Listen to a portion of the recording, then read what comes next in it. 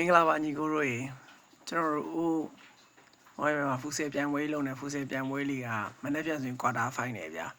quarter final ဆိုရင် final လို့ကြည့်ရမယ်ပွဲလေးတွေတော့ရောက်ရှိလာခဲ့ပါပြီဗျအဲ့ဒါတော့လုံးဝအစုဖွဲ့မှုကောင်းတဲ့ကျွန်တော်တို့ရှောင်းလင်းတင်းနဲ့ရောင်နေတင်းတို့က quarter final အဆင့်မှာပဲစောစီတွေ့သွားခဲ့ပါပြီဗျ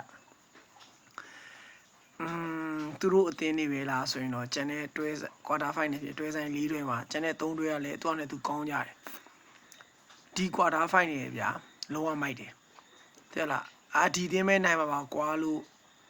ပြောနိုင်တဲ့အနေအထားမျိုးမရှိဘူးဒီအားလုံးဒီတွဲဆိုင်၄ဆိုင်လုံးကလုံးဝကြည့်လို့ကောင်းရင်ပြိသက်ကိုလုံးဝရတာအပြည့်ပေးနိုင်မဲ့အနေအထားမျိုးဆိုတော့အမှကျွန်တော်ရေးထားပြီးရယ်အဆင်ပြေလို့ရှိရင်ကွင်းထဲကိုလာခဲ့အဆင်မပြေဆိုတော့ကျွန်တော် YouTube channel မှာပဲလာအောင်ကြည့်လို့ရတယ်အားလုံးကျေးဇူးတင်ပါတယ်ဗျကျွန်တော်တို့မနေ့ပြန်ပွဲကောင်းတဲ့တူပြန်လဲတွေးဆုံကြပါမယ်ဗျကျေးဇူးပါ